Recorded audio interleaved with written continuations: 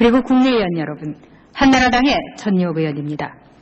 한반도가 핵 위기에 놓여 있습니다. 북한의 핵실험은 햇볕 정책의 종말을 고했습니다.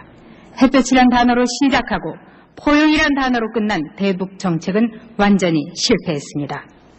따뜻한 햇볕은 북한의 선군 정치라는 갑옷을 더 단단하게 여미게 해 미사일 발사를 하게 했습니다.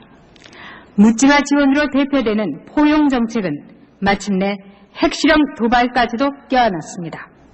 북한은 핵실험을 해서 금지선, 이른바 레드라인을 넘었습니다. 이 가공할 만한 위력을 지닌 핵무기를 실험함으로써 김정일 체제에는 민족이 동족이 없다는 것을 증명했습니다. 명실공히 대한민국은 북한 핵의 인질이 되었습니다. 그런데 노무현 대통령은 북한이 핵실험을 했어도 군사적인 균형은 안 깨졌다고 했습니다. 이게 얼마나 무지하고 무모하고 무책임한 말입니까?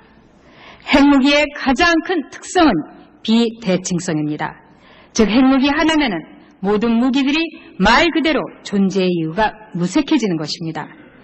노 대통령은 2004년 11월에 북한은 경제발전을 위해 핵무기를 포기할 것이다. 북핵은 일리가 있다고 했습니다. 지난 2005년 4월에는 북은 핵을 포기할 용의가 있으며 결국 이 문제는 풀린다고 했습니다. 올해 5월에도 북한은 그런대로 북핵은 잘 관리해 나갈 수 있다고 했습니다. 그리고 핀란드 방문 때는 북한의 핵실험에 대해 근거 없이 이야기하는 것은 남북관계를 해롭게 만들 우려도 있다고까지 이야기했습니다. 한명수 총리 나와주십시오.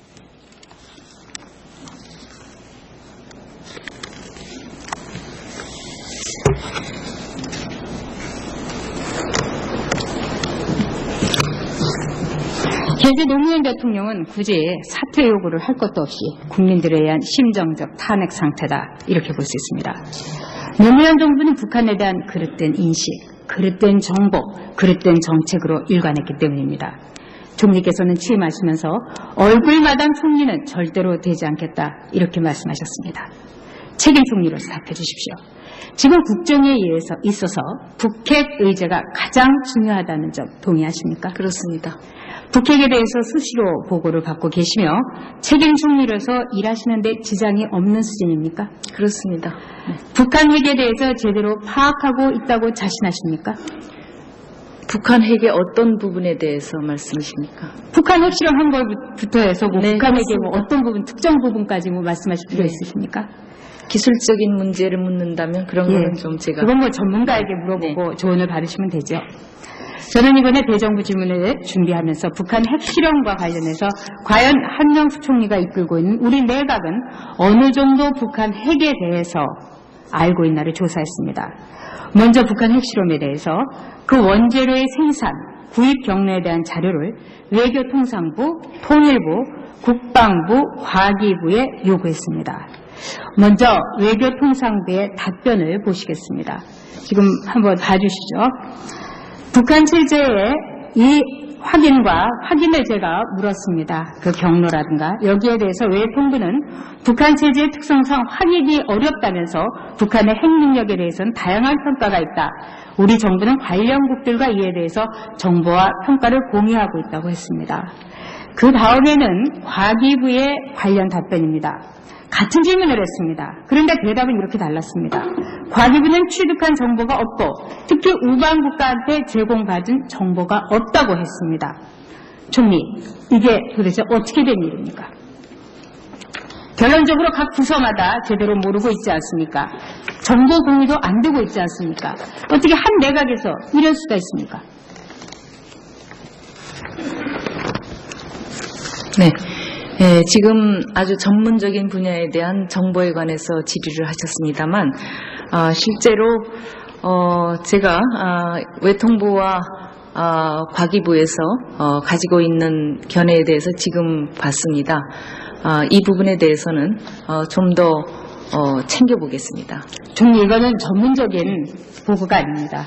말하자면은 핵의 경로 또한 이 물질에 대한 특성, 이런 거는 정말로 기본적인 거 아니겠습니까? 총리가 모르신다 하더라도 이 안에 있어서는 공유를 해야 된다는 건 상식 아닙니까? 네, 그렇습니다. 자, 더 기가 막힌 예도 있습니다. 자, 외교통상부의 북핵 관련 답변서입니다. 이렇게 물었습니다. 14번입니다. 미국이 우리 정부에 공식 통보한 방사성 물질 검출 결과에 대해 외통부는 이것은 과기부가 답변할 사안이라고 했습니다. 그런데 똑같은 14번 질문을 제가 질문서로 돌렸더니 과기부는 또 뭐라고 했냐면 우방국한테서 제공받은 정보가 없다고 바로 대답을 해놓고서 밝힐 수 없는 정보가 있다고 스스로 한 말을 뒤집었습니다. 참 웃을 수도 또 울 수도 없는 이 나라 정부의 한심한 현상입니다. 지금 노무현 정부의 북핵 문제에 대한 무능력, 북핵 실상에 대한 무지, 북한 핵 위협에 대한 무책임으로 일관하는 산무 정권, 그것을 고백하는 겁니다. 한마디로 내각에서 또 우리나라의 각 부처가 제대로 일을 못하고 있고 안 하고 있는 것입니다. 노무현 정부는 핵맹 정부다, 이렇게 부를 수 있겠습니다. 총리께서 북한 핵 활동에 대한 정보 수집과 탐지, 국가안보에 매우 중요하다는 점 인정하시죠? 네, 그렇습니다.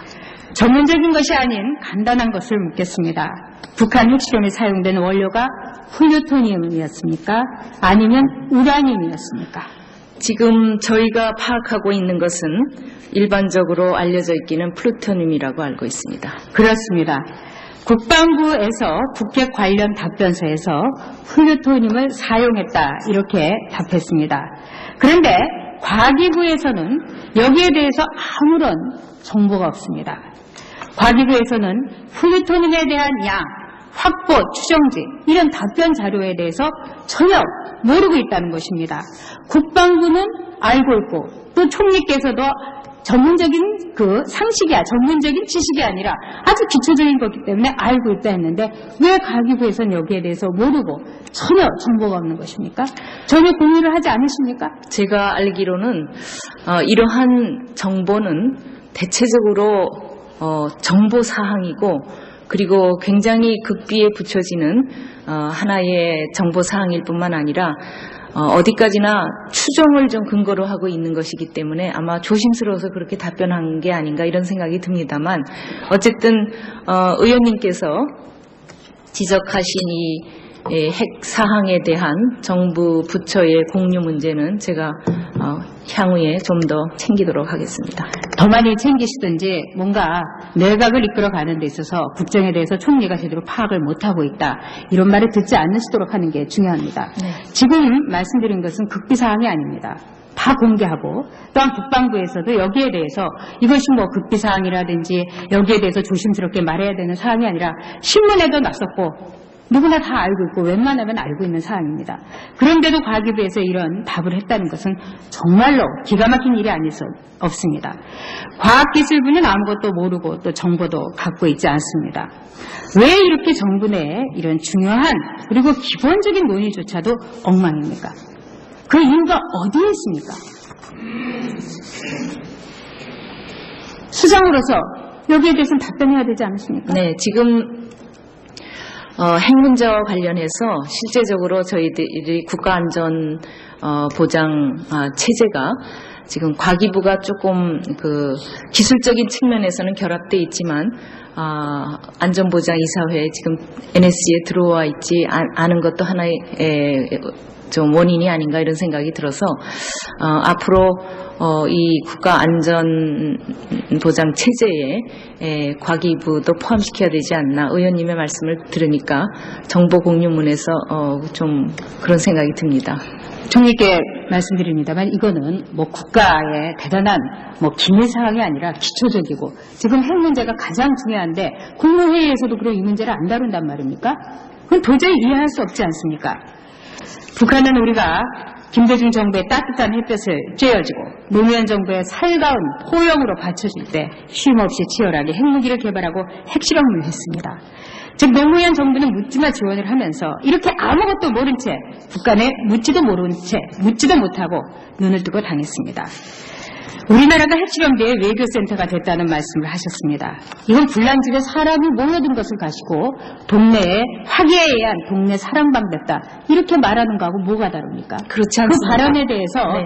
총리께서는 네. 명확하게 이야기하십시오. 네. 외교센터가 됐다니요? 지금 우리는 북한의 핵 문제를 해결하기 위해서 한미 정상회담을 주도적으로 주도를 했고, 그 다음에 중국에 가서도 이 문제가 해결될 수 있도록 적극적인 역할을 했습니다. 뿐만 아니라 러시아와 일본의 총리도 우리나라에 왔을 때 이 핵 문제 가지고 깊이 논의를 했습니다. 지난번 한미 정상회담에서도 부시 대통령은 한국의 입장을 가장 존중하겠다는 발언까지 했습니다. 그래서 한국이 이번에 북핵 문제를 해결하는데 육자회담의 틀 속에서도 주도적인 역할을 하려고 노력하고 있고, 공동의 포괄적 대응 방안도 만들어서 미국하고 적극적으로 협의를 하고 있다는 말씀을 드리겠습니다. 총리, 지금 말씀하신 거를 국민들이 들으면 정말 답답해할 것입니다. 영향력을 갖고 있어야지 센터가 되는 것이지 사람들이 온다고 해서 센터가 됩니까? 더구나 이번에 아까 방금 발언하신 의원께서도 말씀하시지 않았습니까? 육자회담 재개에 대해서 우리는 어떤 정보도 갖지 못하고 그냥 소외된 것이 아니냐. 여당 의원도 그렇게 이야기할 정도 아닙니까? 총리께서 한마디로 이 북핵 문제에 대해서 확실하게 내각의 수반으로서 제 역할을 해야지, 국정 전반에 대해서 이렇게 모른다는 지적을 계속 다른 의원한테도 받는다는 건 문제가 있다고 생각합니다. 자, 총리, 지금 북한이 핵실험까지 했습니다만 사후 대책이 제대로 된 게 없습니다. 정부는 핵 활동에 대해 매우 중요한 검증 능력인 환경 시료 분석 못합니다. 또한 위성 영상 분석 처리 시설도 없습니다. 이런 것들을 제대로 하지 못하면서 정보에 대해서 주관적으로 주도를 할 수 없으면서 여기가 우리가 주권이니 자신이 이런 말 할 수 없지 않습니까? 북한이 이제 육자회담의 테이블로 들어왔습니다. 우리는 핵시설에 대한 검증도 할 수 있습니다. 이미 지난 92년에 한반도 비핵화 공동선언에서 사찰 허락 조항이 포함되어 있습니다. 즉 쌍방이 합의하는 대상들에 대해서 남북핵 통제공동위원회가 규정하는 절차와 방법으로 사찰을 시행할 수 있다. 이렇게 되어 있습니다. 자, 여기에 대해서 지금 총리 준비하셔야 되지 않습니까? 어떤 대책을 세우고 있습니까? 만일에 육자회담에서 상당히 진전이 되자면 상호 사찰도 할 수 있는 가능성 열려있는 거 아닙니까? 그렇기 때문에 육자회담에 대해서 그렇게 환영을 했던 것이고요. 어떤 대책을 세우고 있습니까? 네, 일단 육자회담에서 북한이 핵 폐기를 한다면 IAEA의 사찰을 받도록 해야 됩니다. 이것은 한국이 독립적으로 하는 것이 아니라 국제 공조를 통해서. 어떤 대책을 세우고 있습니까? 네? 어떤 대책을 세우고 있습니다. 사찰에 대해서. 사찰에 대해서 IAEA가 하는데 함께 협조를 할 것입니다. 그거 외에는 없습니까? 사찰에 대해서 검증하고 있는 능력, 앞서 말한 기기에 대한 보안, 이런 게 있어야 되는 거 아닙니까? 그거는 지금 하고 있습니다. 아무것도 없다는 점에 대해서 인식하시기 바랍니다. 지금 총리가 끝까지 당적을 보유한 열린우리당은 정계 개편에만 정신이 없습니다. 야당이라도 이 나라의 안보와 국민의 평화를 챙겨야 되겠습니다. 그리고 대안을 마련할 것입니다. 총리, 북한 핵실험에 관련된 제가 질의한 16개 항에 달하는 서면 자료 요구에 대해서 성실히 답해 주시겠습니까? 네, 지금 자료를 받지를 전혀 못합니다. 물론 전해드릴 겁니다. 예, 전해주십시오. 네. 성실히 답해 주시고 네. 구체적으로 해주시기 바랍니다. 네. 들어가시죠.